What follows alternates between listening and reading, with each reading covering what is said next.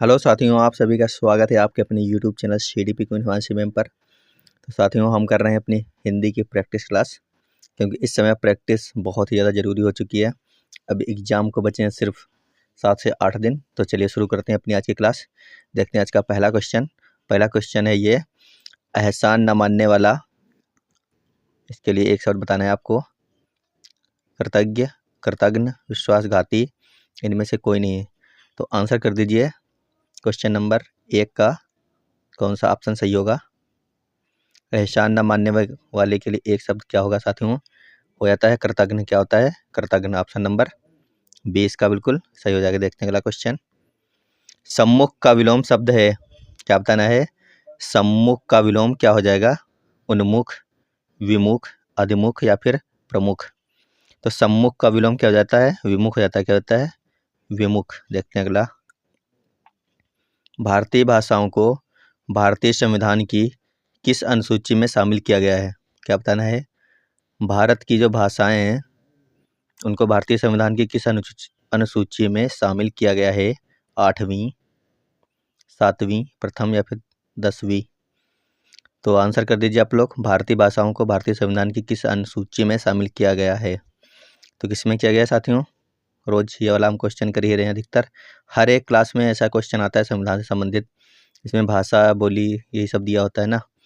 तो इसमें होता है 8वीं अनुसूची में जो है भारत की भारतीय भाषाओं को शामिल किया गया है। देखते हैं अगला क्वेश्चन।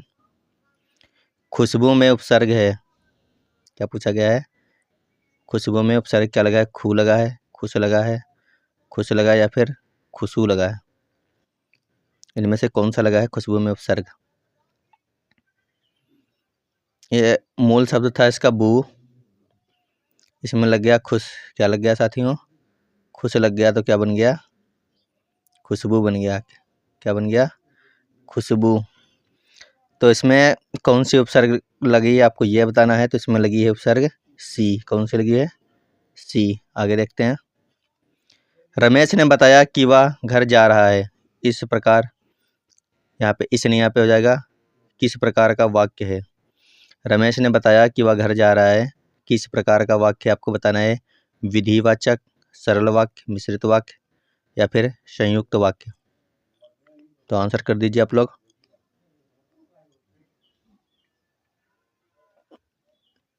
इसका हो जाएगा ऑप्शन नंबर सी, मिश्रित वाक्य। कौन सा वाक्य ये? मिश्रित वाक्य। चलते हैं अगले क्वेश्चन पर। कुर्सी की होड़ ने सरकार को जनता की, उसके बाद में डॉट डॉट लगा है, यानी कि खाली जगह है। उनमें से ये जो ऑप्शन दिए इसमें से एक ऑप्शन यहाँ पे भरना है कि कुर्सी की होड़ ने सरकार को जनता की ठोकरों में गिरा दिया, पैरों में गिरा दिया, आंखों में गिरा दिया, फिर आंखों में बैठा दिया। कुर्सी की होड़ ने सरकार को जनता की आंखों में गिरा दिया। ऑप्शन नंबर सी सही हो जाएगा। इसका आगे चलते हैं।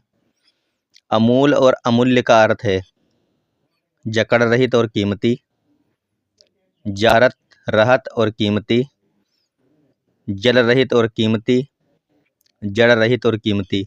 तो आप लोग बता दीजिए एक बार, अमूल और अमूल्य का अर्थ क्या हो जाएगा? तो इसका हो जाएगा जड़ रहित और कीमती। क्या हो जाएगा? जड़ रहित और कीमती। देखते हैं अगला क्वेश्चन। छंद शब्द का मुख्य अर्थ बंधन है। छंद शब्द का मुख्य अर्थ बंधन है, डॉट डॉट है, इसके बाद में आदि नियमों पर आधारित रचना को छंद कहा जाता है। क्या कहा जाता है? छंद कहा जाता है। तो आपको बताना है गति, तुक, छात्र, विराम या फिर गति, तुक, मात्रा, विराम, गति, तुक, मात्रा, विश्राम, गति, तुक, मात्रा, विराम। इनमें से कौन सा ऑप्शन सही है जो यहाँ पे भरा जाएगा खाली जगह पर? तो आंसर कर दीजिए एक बार। छंद शब्द का मुख्य अर्थ बंधन क्या होता है साथियों? होता है गति, तुक, मात्रा, विराम, यानी कि ऑप्शन नंबर 20 का बिल्कुल सही हो जाएगा। कौन सा? Option number 20 right answer. देखते हैं अगला क्वेश्चन। विषम का संधि विच्छेद होगा। विषम का पूछा गया है, संधि विच्छेद क्या हो जाएगा? वी प्लस शम या फिर वी धन शम, वी धन शम या फिर विष धन अम। इन चारों में से कौन सा हो जाएगा? आपको आंसर देना है। विषम का संधि विच्छेद होता है क्या? वी धन शम, ये वाला। ऑप्शन नंबर सी इसका बिल्कुल सही आंसर। देखते हैं अगला क्वेश्चन। धनुष टंकार, धनुषा, धनुष टंकार का संधि विच्छेद होगा। क्या बताना है? धनुष टंकार का संधि विच्छेद होगा। तो इनमें से बताइए कौन सा हो जाएगा? धनु प्लस टंकार, धनु प्लस टंकार, धनुष प्लस टंकार या फिर धनुष प्लस टंकार। तो आप लोग आंसर कर दीजिए एक बार। धनुष टंकार का कौन सा संधि विच्छेद सही है इनमें से? क्वेश्चन नंबर 10 का हो जाएगा ऑप्शन नंबर बी, धनु प्लस टंकार। अगला क्वेश्चन देखते हैं। हिंदी के प्रथम गद्यकार हैं। क्या बताना है साथियों? हिंदी के प्रथम गद्यकार कौन है? एक बार सभी लोग क्लास को लाइक कर दें और अगर वीडियो अच्छा लग रहा है तो शेयर भी कर दिया करें। एक बार कर दीजिए साथियों शेयर, और जो लोग नए जुड़े हैं वो सब्सक्राइब भी कर लें चैनल को अगर अच्छे लग रहे हैं वीडियो तो इसमें बताना हिंदी के प्रथम गद्यकार कौन थे? वो थे लल्लू लाल। कौन थे? लल्लू लाल। अगला क्वेश्चन देखते हैं। व का उच्चारण स्थान है। व का उच्चारण स्थान कौन सा होता है? दंत पर प्लस ओठ, मूर्धा दंत या फिर कंठ प्लस ताल। तो व का उच्चारण स्थान क्या होता है? व का उच्चारण स्थान होता है दंत प्लस ओष्ठ। क्या होता है? दंत प्लस ओष्ठ। देखते हैं अगला क्वेश्चन। हिंदी दिवस कब मनाया जाता है? हिंदी दिवस कब मनाया जाता है? 11 जून, 14 सितंबर, 28 सितंबर, 14 अक्टूबर। काफ़ी आसान ऑप्शन इसका है, 14 सितंबर को हम मनाते हैं हिंदी दिवस। अगला क्वेश्चन देखते हैं। ग्रामगत में कौन सा समास है? ग्रामगत में कौन सा समास है?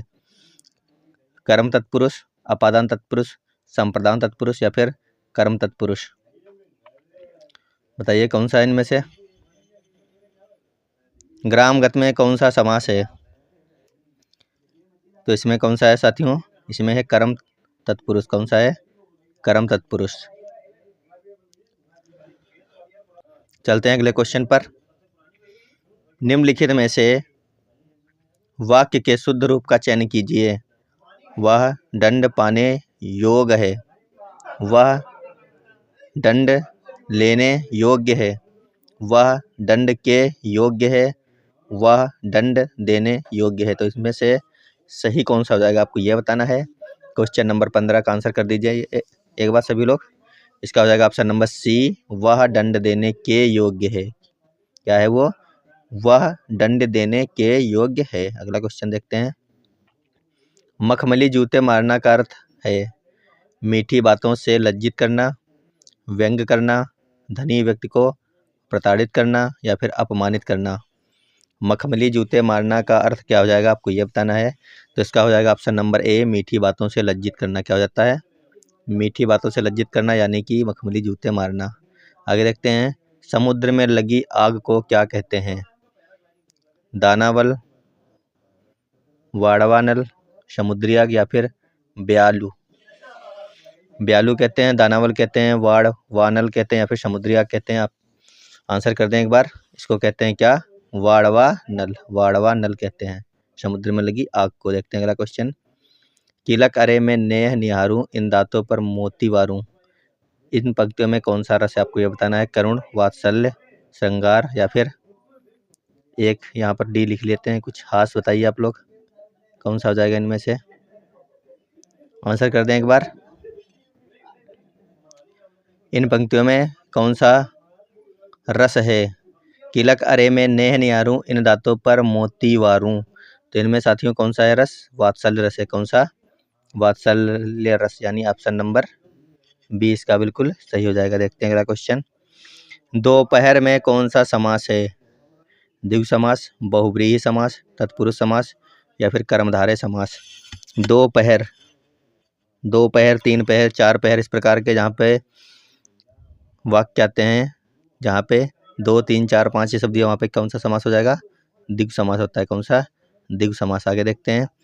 इनमें से कौन सा तद्भव है आपको बताना है। बैंक, मुंह, मर्म या फिर प्रलाप।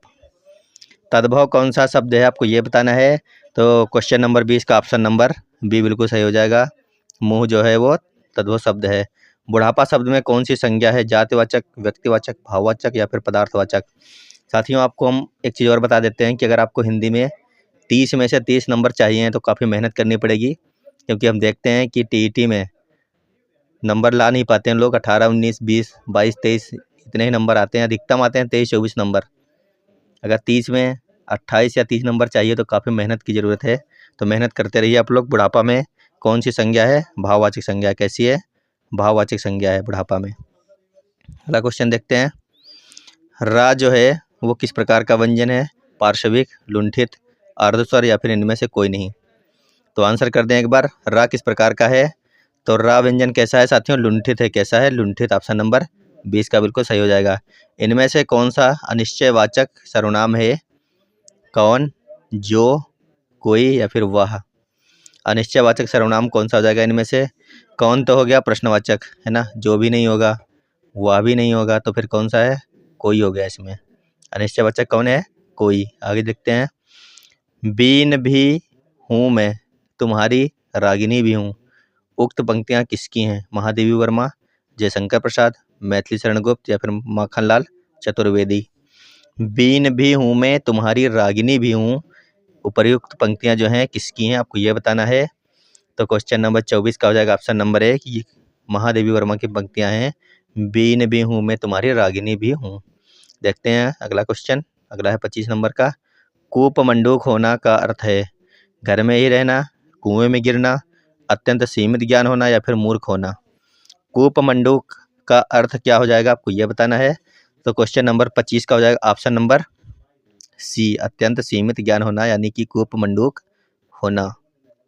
अगला क्वेश्चन है। विश्व में डॉट डॉट लगा हुआ है, यानी कि यहाँ पर हमें कुछ भरना है कि ही प्रधानता है। तो अब यहाँ पे क्या भरना है? तो ऑप्शन देख लेते हैं। ज्ञान, कर्म, धर्म या फिर वाणी। तो विश्व में किसकी प्रधानता होती है? सबको पता है। विश्व में कर्म की प्रधानता होती है। किसकी होती है? कर्म करोगे तभी हर जगह पे मान सम्मान मिलेगा और तुम्हें आगे किया जाएगा। अगर कर्म नहीं करोगे, बैठे बैठे सब कुछ करना चाहोगे, तो कोई व्यक्ति तुम्हारा मान सम्मान नहीं करेगा, ना कोई तुम्हें पूछेगा। देखते हैं अगला क्वेश्चन। प्रसाद का विलोम है, क्या बताना है? प्रसाद का विलोम। अप्रसाद, विषाद या फिर पौर्वात्य या फिर अमूर्त। तो प्रसाद का विलोम क्या हो जाएगा?